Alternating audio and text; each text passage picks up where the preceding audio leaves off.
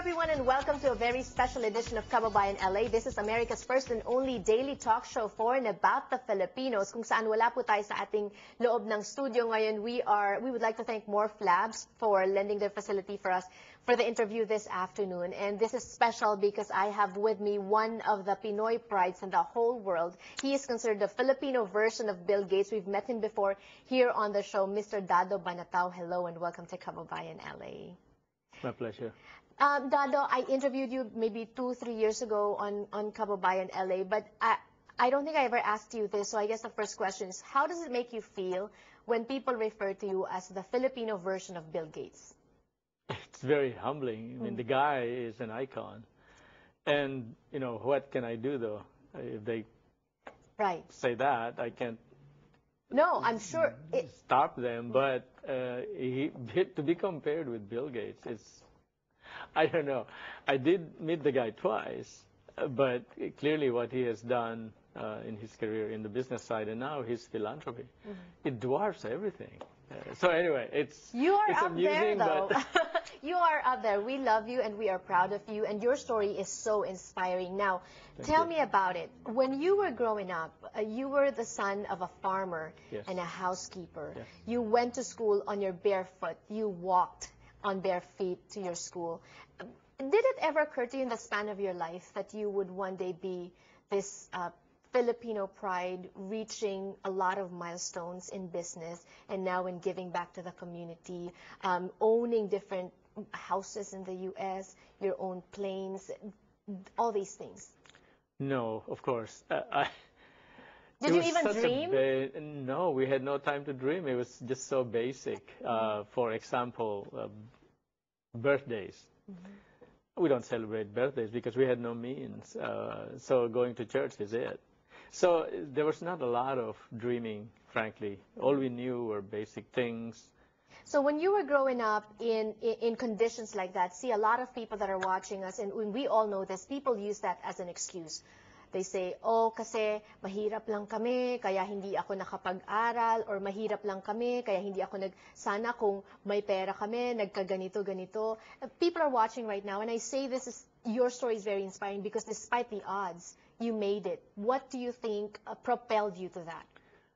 My parents, especially my father.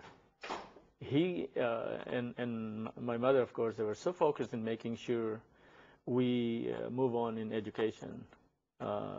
So he left the Philippines, went to Guam, became a butcher. Did that for 7 years. They saved money. And so that enabled him to buy a bigger plot of land to farm. They really focus on making sure we have the right education. But looking back, really we were left alone. I think part of life, in fact, is the reality that left alone, you have to innovate. You have to make do with what you have. And you think that you believe that helped you, groom you into the man that you are? I would say that it became more positive than negative, to your point that a lot of people use it as an excuse. I just did it, what is necessary. You went to college when you were 15. I read that when you graduated, you were actually offered a job, was it at Meralco? You had to turn it down. Because you thought the salary was too small? Right. So even then you knew what you were worth? Yeah, exactly. That's one way to put it. I didn't think of it in terms of my worth. I looked at it this way, where engineering is hard. And as much as I think I have the natural instinct to be an engineer, it's, I feel comfortable with it. It's difficult. That has to be worth something. And I looked around in the building at Meralco, and a lot of people, desks, and I thought, how exciting can that be? Now, you know what? You got your excitement with all the businesses and going on ventures. Did you know early on that you wanted to be in business? After 2 startups that I co-founded and took public with my own ideas on the product side and technical side. After 2 of those, very successful, I thought, I don't know that there's any more challenge for me So I became a venture capitalist after that. I thought, okay, I can leverage my expertise across multiple companies. But looking back into the first startup, it was hard. We didn't have enough money. What kept you going? I think it's the idea that there is something there that I cannot let go because it is the right idea. Is it because you're a perfectionist that quitting is not in your vocabulary, or have you quit before? It's not the perfection. It is the obsessiveness of it. I was obsessive about the idea that there is something there. I cannot let go. So we all know about your achievements, and you're talking to us about how you reached that. How about failure? What would you consider your biggest failure? Okay, there are two aspects to that. There's the human failure. I still consider it that I was so obsessed with the startups that, and again, looking back, I could have rearranged my time to spend a little bit more time with the kids when they were growing up. I had control of my schedule, but I control it to everything about business.